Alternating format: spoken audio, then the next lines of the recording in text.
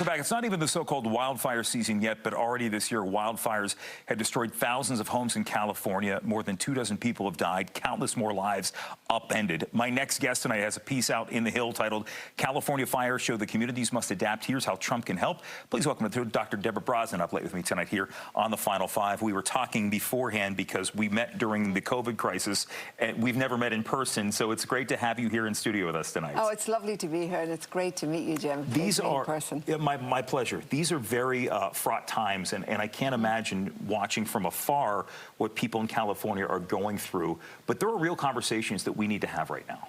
Yes, there are, because I think we are watching from afar at this terrible tragedy unfold, and my heart goes out to them, and my gratitude to all the first responders and the firefighters. We owe them so much.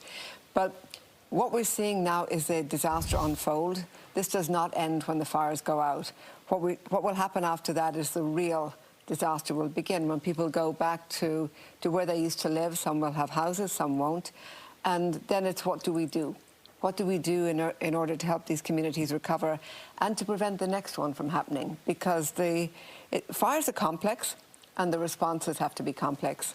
So if we look at, this fire, to be honest with you, climate change didn't cause this fire, but the climate events we're having, the climate change does exacerbate it. California's had unprecedented droughts. There's been really no rains. We've had the warmest years on record in California. I think last year was 3.3 degrees Fahrenheit above normal. And now you have these Santa Ana winds, like 85 miles an hour. There's very little you can do to stop those kind of winds. So we're dealing with these kind of situations. And the question now is, what do we do next? Now, the Trump administration has a wonderful opportunity, because one of the things we know about Trump is that he's very practical. So there's no point in arguing, is it climate change, is it not?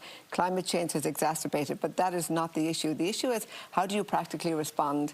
And what we've been watching with Trump lately is he and the tech bros are getting very close.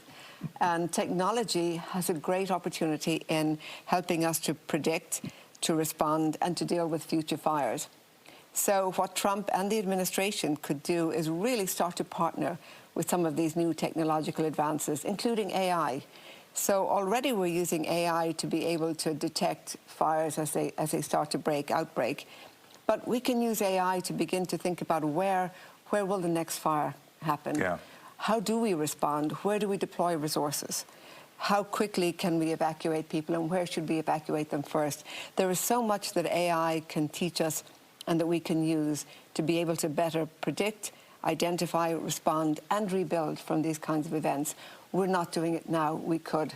And this is somewhere where Trump could put put a lot of effort in and have real outcomes for so many millions of people. We're not here, I don't have you on to talk about the policy angle of this, but I think when you look at the science of it all and what we have dealt with historically, these are things that a lot of people have a lot of differences, as we know politically right now. President-elect Trump, Governor Gavin Newsom, these are things that have to be put aside. And I feel as though if you get a commitment from California that they'll at least investigate, what possibly, where they could have improved the response, there's certainly value in coming together, and this is the world's 5th, 6th largest economy. Yeah. You can't let it flounder. No, I absolutely agree. We can't really waste our time on differences, political differences, because these events are not going away, whether you feel it's climate change or whether you feel somebody could have invested in more climate tech earlier. It doesn't matter. We are where we are today, and the question is, what are we going to do going forward?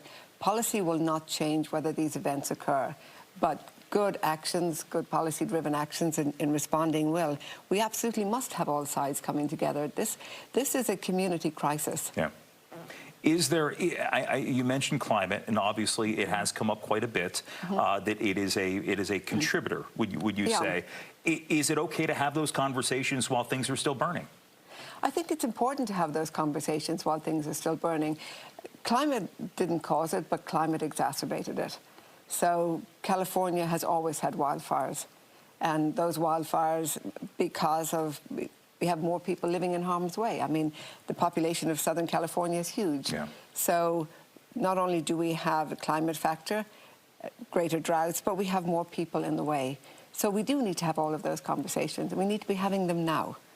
And I think that was one of the values of reading your op-ed in the Hill about this, because it does, again, there's so many voices in the room right now, and it's good at least to start talking about how we can improve, because this is not, we've had fires before. This is certainly not going to be the last, but we hope it's certainly not going to be the deadliest. Dr. Brosnan, thank you so much for coming in. It's great to meet you tonight. Thank you so much, Jim. It's a pleasure. Thank you. And the final POTUS back after this.